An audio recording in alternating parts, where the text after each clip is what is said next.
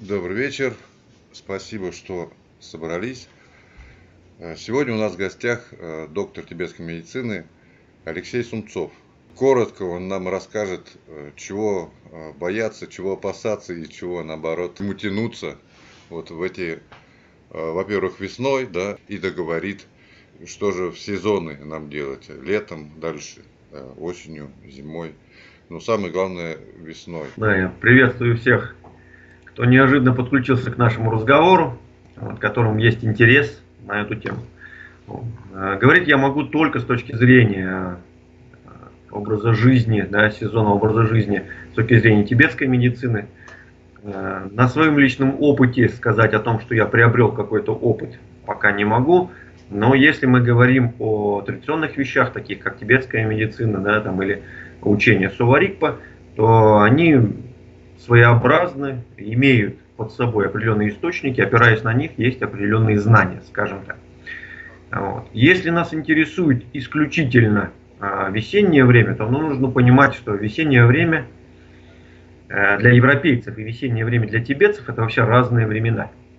Вот. Тибетцы весеннее время относят с точки зрения лунного календаря, а европейцы с точки зрения иного календаря, к которому мы все с вами привыкли, который, там, скажем, весна начинается с 1 марта, а у тибетцев весна может начинаться даже с января. Вот. Исходя из этого и существуют различного рода противоречия, не знаю, или там те назидания, которые необходимо людям выполнять, но они не понимают или с ними не согласны. Дело в том, что, конечно, весна это теплый период времени, и в горах он наступает намного раньше, чем у нас с вами здесь. К тому же, например, если Москву брать в этом году, то там вообще не было зимы как таковой. Вот. Если брать Сибирь, то у нас сегодня, например, выпал снег и 17 градусов мороза. То есть наша зима остается зимой, зима в Москве совершенно иная, так называемые климатические периоды, которые относятся к аномалиям. Все это необходимо учитывать для того, чтобы вам подбирать питание и образ жизни в том числе. Вот. Так как зимой, в самом начале зимы, она считается холодной, вот, в этот промежуток времени тибетцы говорят о том, что сила внутреннего огня, имеется в виду сила желудочно-кишечного тракта, да, переваривания, процесса переваривания, она очень сильна. Поры закрываются, огонь горит только внутри, и, соответственно, надо употреблять большое количество пищи. Вот. Если вы этого не делали, то у вас будут определенные проблемы. А к весне, что такое весна? Весной все, что зимой заморозилось, предположим, у каждого из нас есть определенные проблемы, особенно у людей, которые живут в больших городах, они едят очень много сладкого. Это дает возможность скопиться большому количеству слизи. Когда она потечет, или, скажем, придет в свое действие, как его называют, да, это произойдет весной. Именно в весеннее время, когда начинается тепло, начинает течь так называемая слизь, и отсюда болезни слизи как раз и поднимают. Что такое слизь? Что такое болезни слизи? Вот как раз в этот промежуток времени у нас возникают заболевания, связанные с гриппом, ОРЗ, ОРВИ, вот, если мы не подготовились к этому. А как мы можем подготовиться к этому? Нам надо было есть поменьше зимой. Если этого не произошло, хотя бы давайте не есть весной. Слово «есть» или «не есть», то есть не употреблять большое количество пищи. Вот. Самое главное, это, конечно, следить за вкусами. Образ жизни весной должен быть очень активный, это важно. Иначе та слизь, о которой мы сейчас с вами разговариваем, которая потечет в весеннее время, она даст определенные проблемы. Вот. Поэтому необходимо, чтобы собравшаяся слизь зимой начала таять не сразу, а, скажем, постепенно. Ну, может быть, Алексей, может быть, на вкусы перейти сразу. Какими вкусами все-таки? Какими вкусами? И у тибетцев существует 6 вкусов, да, 3 первых, они их называют, 3 последних. И вот весной, если мы говорим и о зиме, и весне в том числе, да, то есть зимой нужно опираться на 3 последних вкуса, для того, чтобы не было никаких проблем. Вот. Тибетцы рекомендуют кушать старые злаки, мясо дичи. Но у нас с этим большая проблема, да. Откуда мы разберем, что там у нас в магазине продается? Еще китайский коронавирус тоже, дикие звери. 3 последних вкуса это именно горький, жгучий, горький и терпкий, если говорить о последнем. Мед также относится к той пище, которую нужно кушать именно в зимний промежуток времени, чтобы не было проблем. Пить кипяченую воду, отвар имбиря. Вот. Есть грубую по свойствам пищу. Физические нагрузки очень важны. Вот. Есть еще у них такой момент обтирания мукой. У нас, к сожалению, это не принято, потому что мы этого не знаем и не используем. Обтирание мукой, значит, это исключительно гороховая мука, которая втирается в само тело. После физической нагрузки тело дает, пора открывается, жир немножко выступает, и вот потом оставшийся жир как раз этой мукой и забирают.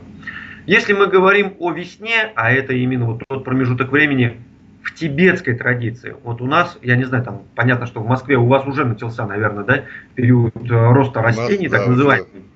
Да, чего здесь, конечно, мы в Сибири не наблюдаем. Если мы говорим о весне, как о росте растений, да, то в этот промежуток времени они считают, что солнце становится очень жаркое, да, и оно похищает силы.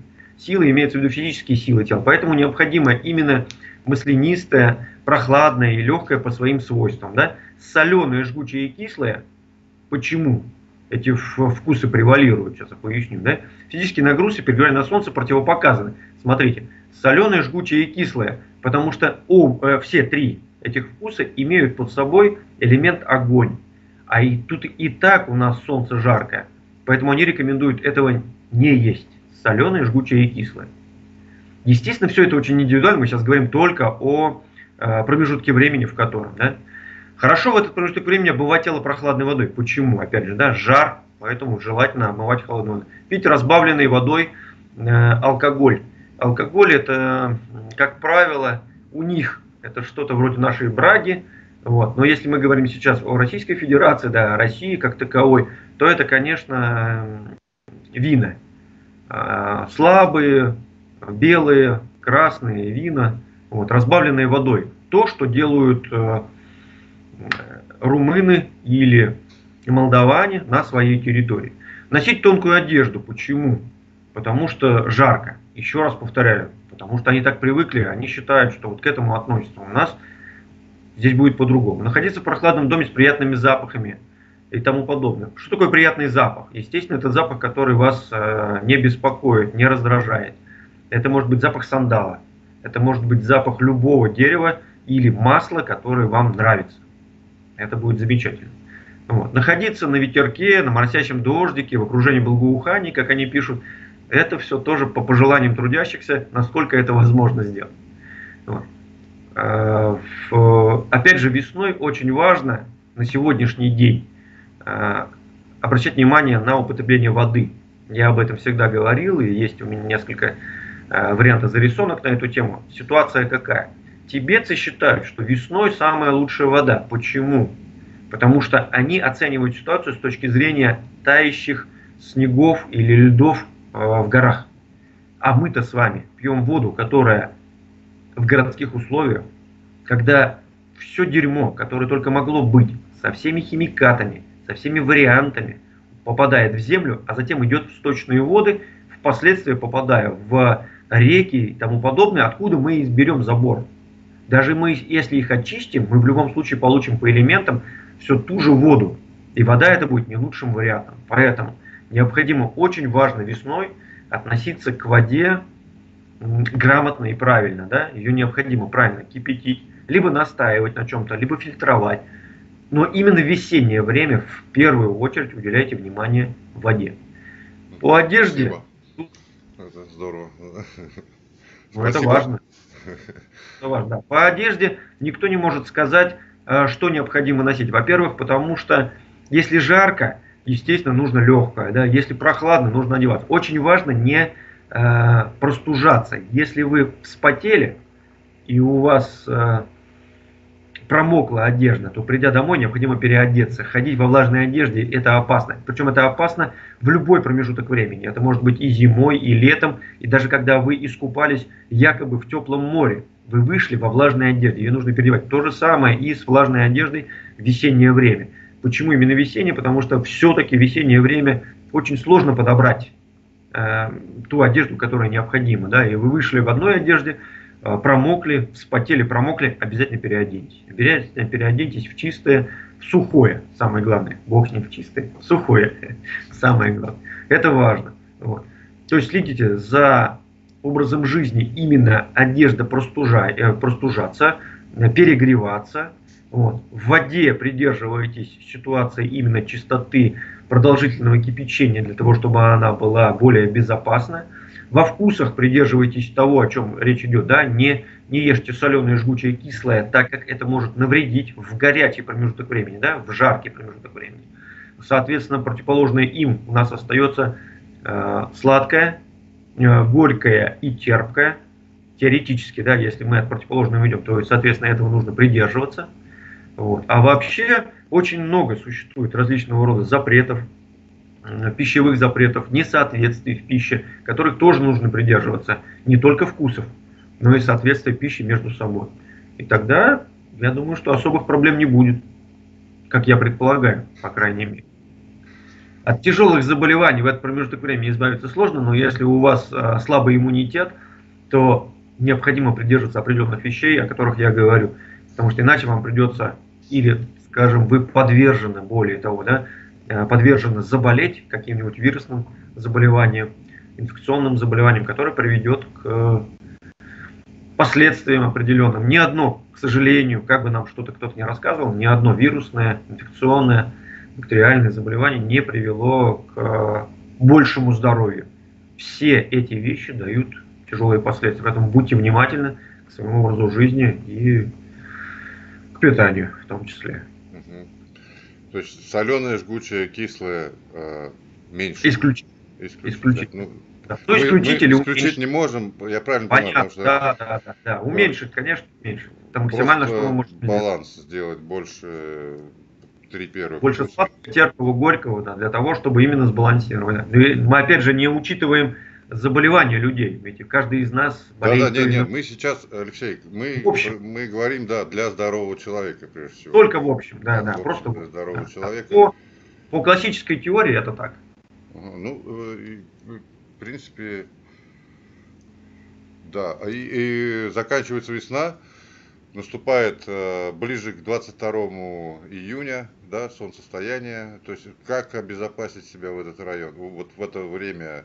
Вот весна сейчас наступит, она быстро проскочит. Вот, но я просто знаю, что многие ходят без шапок. Вот, что ты скажешь по поводу шапок в конце мая, начало июня, скажем так. Я думаю, можно заметить сразу и сказать про 6 хороших, какие можно рекомендовать в эти сезоны. Если говорить о шапках непосредственно, так я могу сказать, что панамках. Головной убор нужно носить постоянно, если что-то пошло.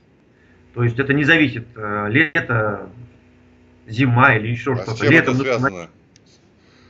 Это связано с теплообменом как таковым.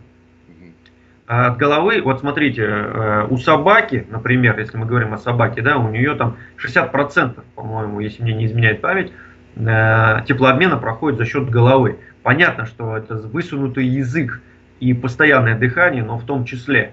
То есть это не через совершенно другой орган, да, с обратной стороны, а именно через голову. Нужно постоянно об этом заботиться. С точки зрения именно тепла, то, конечно, очень важно, да, летом вы выходите на улицу, вот вам летом, в голову, вы получаете какой тепловой удар, за счет чего? За счет того, что вы нагрелись, не только, в большинстве своем именно голова. Поэтому будьте внимательны, конечно, головной убор очень важен, крайне важен. Теперь по поводу лета. Значит, смотрите, тибетцы, у них есть такой вариант, который мы все время путаем в переводах, мы привыкли просто к этому. Да? У них есть весна, есть лето, есть дождливый сезон и так далее. И вот у них то, что мы называем летом, оно не соответствует нашему варианту. Да? Вот у них жаркий сезон, это вот весенний, жаркий сезон. Жаркий сезон для нас и для них это получается, что лето. Вот в чем дело.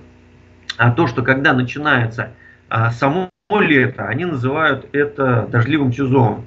Он более позднее начинается где-то, получается, где-то с июля, наверное, августа. Поэтому у нас получается, что весеннее время, буквально весеннее время, и то, что мы называем летом для тибетцев, это буквально одно и то же. Вот в чем дело.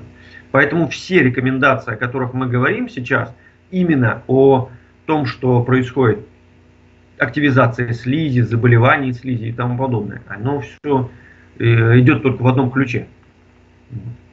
Сезон дождей, который начинается намного позднее, он даже не разбирается. Весна и сезон так называемый роста растений, или там, ну, жаркий сезон, как его еще переводят, это одно и то же. Поэтому здесь никаких вариантов с тем, что необходимо менять или что делать. Здесь все будет точно так же, как. Ничего нового. Не, ну, там, по-моему, логично, 22 июня самое жаркое время, поэтому плюс-минус оттуда и надо скакать. Возможно, Да, возможно. поэтому после 22 июня. По их календарю это так. Угу. То есть у них весна начинается в январе. Да, да. Январь, февраль, да, у нас смещение происходит минимум на месяц, минимум. Вот, ну, а то и на 2. Здесь, с другой стороны, могут быть еще и аномалии, извини, я добавлю просто. Можно не разбирать вот в этом. Задача, в принципе, и наша задача-то, я думаю, что будет стоять в том, чтобы создать какой-то алгоритм, чтобы образец был правильного, здорового, ну, грубо говоря, обитания, да, где два солнцестояния, два равноденствия. Ну, грубо говоря, от этого, если оттолкнуться, то уже какая-то выстроится схема.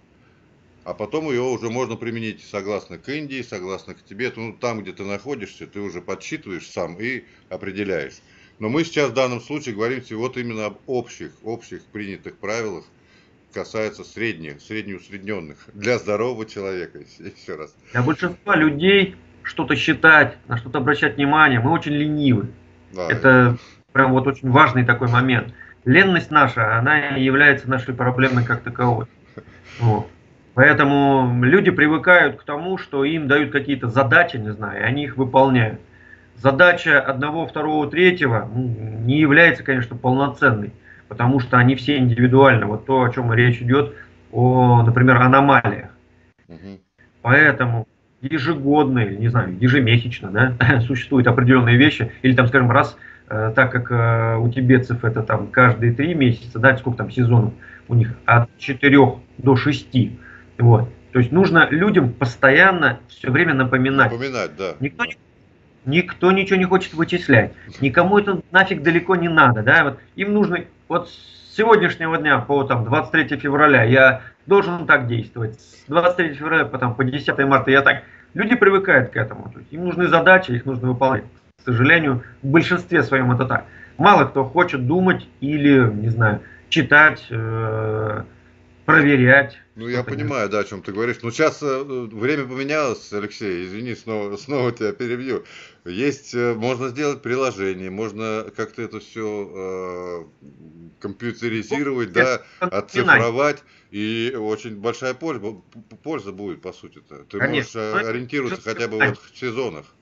Все правильно, Сергей, это все те же напоминания, но да, они индивидуальны. Но они нужны, безусловно, они нужны. Современному человеку нужны, он забывает. То, что в Москве происходит на сегодняшний день, да, в Сибири сейчас, в Омске это другой вариант, а во Владике вообще третий. Поэтому не существует калик не существует. Существуют индивидуальные переживания, индивидуальные возможности. Вот и все. Ну, я с тобой согласен, хорошо. Это и необходимо делать. У нас, дорогие друзья, у нас прошло немножко времени совсем, да, но у Алексея сейчас, не будем забывать, уже почти скоро ночь, мы уже надо ложиться спать. 11:30. Вот, весенние вкусы, вот если можно, мы снова вернемся к соленому, жгучему и кислому, да.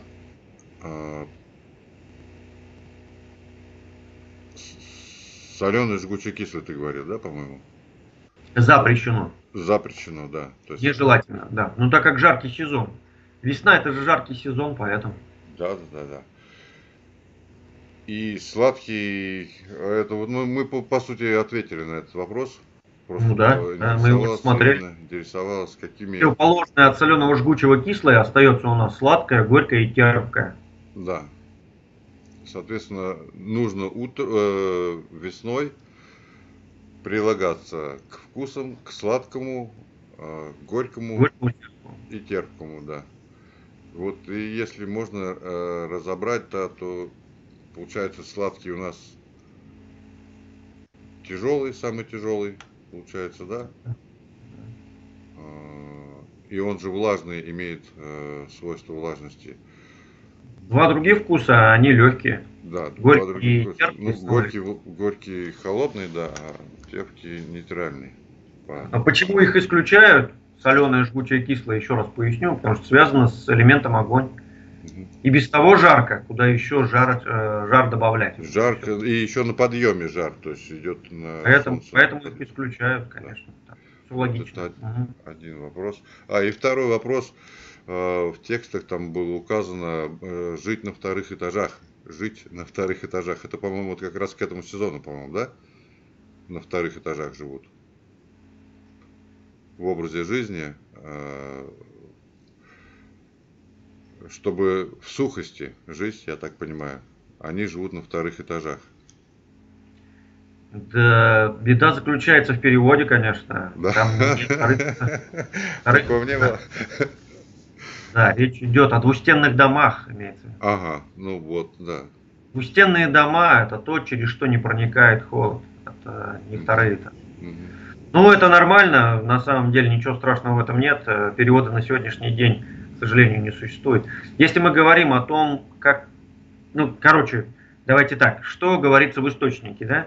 Значит, нам говорится, в начале зимы от холода закрываются поры, прибывает сила огня, ветром разжигается, и есть в это время мало, составит телу убыток. То есть будет тяжело, да? Поэтому операция необходима на первых 3 вкуса. Почему первых 3 вкуса зимой? Потому что они самые тяжелые, самые питательные. В это время ночи длинные, появляется голод, из-за этого истощаются составляющие тела. То есть то, что там 7 компонентов, 7 составляющих тела. Поэтому надо натираться кунжутным маслом, чтобы погасить ветер, да, употреблять мясные бульоны, чтобы питаться. Необходимо кушать жирные, питательные, носить постоянно меховые одежды и сапоги, чтобы быть в тепле, греться грелками у огня на солнце и жить в двустенных земляных домах. В двустенных. Да, это называется. Ну, это по тексту. Вот. Его перевели как второй этаж. Ну, это вот. Бог с ним, пусть будет второй этаж. Двустенные земляные дома, это тибетские дома, они таковы. У них нет вторых этажей. Ну, опять же, это надо попасть в Тибет, чтобы увидеть. Кто-то мне покажет какую-нибудь картинку из интернета, что там вот существует не существует двухэтажных домов. Тибетцы живут в одноэтажных домах. Да, уточнили. Они двустенные, да, это другое. Двустенные — это именно по теплу, речь об этом. Земляные дома есть, это другое. Но это издержки перевода, ничего страшного, это нормально. Здорово, спасибо за уточнение. Предложить, вот Алексей 22 будет в Москве, мы можем вас пригласить, ну, я думаю, что Алексей сам пригласит на 22 число, а я вас приглашаю 4 апреля, будет выездной семинар по собиранию трав, то есть подготовке к собиранию трав.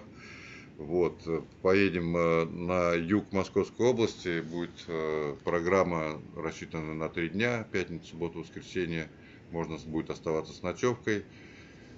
И, собственно, ждем вас в гости в Пущино, это Академгородок. Здесь недавно была построена ступа, исполняющая желание, ступа просветления, исполняющая желание.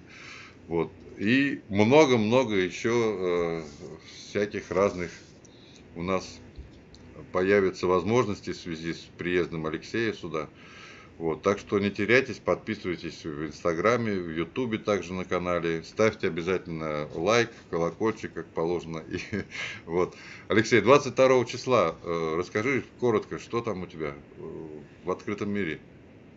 22 числа планируется лекция по вирусным пандемиям, и в частности по коронавирусу, о котором сейчас идет такая прям бешеная возня, скажем так, на эту тему. Но наша задача будет состоять именно совершенно в другом. То есть то, как на это смотрят тибетцы, ведь на самом деле подобного рода вещи, они существовали всегда, да? Та же испанка отняла огромное количество европейцев, миллионами скосила. И это на сегодняшний день одна из самых тяжелых вирусных пандемий, да? И никто не уделяет этому внимания. Я имею в виду, что когда кто там, не знаю, там погибло пара тысяч человек, и вдруг неожиданно это произвело такой фурор, да, в 6-миллиардном мире. Да, конечно, всегда существовали подобного рода проблемы. Вот. Подобного рода проблемы существуют и на сегодняшний день, но они не настолько сложны или опасны, как они хотят рассказать. Это все, на мой взгляд, больше политика и экономика. Вот. Но будем говорить именно с точки зрения тибетцев, взгляда тибетцев на вирусы, бактерии, распространение, питание, образ жизни во время заражения, до заражения и тому подобное. То, что интерес состоит в том, что некоторые, даже вот если сейчас на сегодняшний день взять коронавирус, да, со слов некого монгольского, я уж не знаю, кто он, в общем, занимает какую-то большую должность, да, он утверждает, что монголы, а и часть Китая, это внутренняя Монголия, это именно монголы, они не заболели. Более того, монголы ездят там с какими-то своими визитами, да, в Ухань, и приезжают оттуда, их проверяют, они чисты. И он как раз двинул такую идею, что вот благодаря питанию и образу жизни, а также монголам как определенной, наверное, расе, так хотел сказать, да, определенной расе, которая имеет... Монголы, да, монголы большая раса. Могут себе позволить, да, не болеть, вот. Но в том числе и питание и образ жизни. То есть он сказал, что вот монголы якобы обладают не только хорошим иммунитетом, но и вот благодаря питанию и образу жизни этого не заболевают вирусами. Ну и так далее. Будем рассматривать подобного рода вещи, действительно это так или нет, что едят монголы, в том числе тоже рассмотрим. То, что мы едим, в чем существует опасность, существует ли она вообще, как таковая эта опасность для нас с вами, и насколько она сильна. Может быть, это просто действительно, ну, не знаю, кто-то придумал, да, и хочет это развить, это все совершенно другая ситуация. Вот. Кроме того, будет лекарство, я каждому раздам, кто придет, называется он Накбогудер, так называемый состав из 9 черных, или состав 9 черных. Вот. Тибетцы его носят у себя на шее и эпизодически нюхают, то есть они зашивают его в определенный пакет, я объясню все, да, вот, которые они нюхают, подносят к носу, вдыхая запах от этого состава. Впоследствии они не заболевают вирусной болезнью. Насколько это эффективно или нет, давайте проверим в действительности. Но тибетцы практически все на шее во время пандемии носят эти штуки. Вот, они есть у каждого. Они продаются везде, повсеместно в Тибете. Вот, и такая шерстяной ткани, зашита в шерстяную ткань, но запах от нее такой серьезный, потому что туда входит и сера, и очень много таких вонючих веществ, которые никакой тканью не скроешь. 9 черных, надо думать. Накбогудер. Их много составов Накбогудер, просто мы сейчас говорим только о том, который они используют. Они пишут, что его либо втирать в тело, либо носить с собой на привязи. То есть здорово, здорово. Кто слышит, приезжайте 22 числа в час, да? В час, в 13:00, открытый мир. В открытом мире, улица, дом 18. 22 марта Алексей Сунцов будет рассказывать про пандемию. И в том числе по коронавирусу. Спасибо тебе огромное. Не будем. Мы давай пообещаем, что мы выйдем еще на следующей неделе и поболтаем. Просто я смотрю, люди слушают нас. Ну, как бы выходят на YouTube, на канал и слушают. В общем-то, что-то будет интересно. Может, какие-то вопросы появятся еще, потому что вопросов... Появятся вопросы, ответим, чего ж нет. Да, вопросов нет пока. Вот. Просто на сегодняшний день, да, у нас 10:30, я думаю, что в это промежутке уже все спят, как таковые. Соседи мои уже нервничают. Рад был тебя увидеть, слышать. Алексей, спасибо огромное за встречу. Вот. Всем привет. Все, до встречи. Всего хорошего. Всего хорошего. И нашим слушателям тоже всего хорошего. Прощаемся. Да, берегите себя. Бережетесь, никому мы не нужны, кроме сами себе. Будьте здоровы. Счастливо. Счастливо.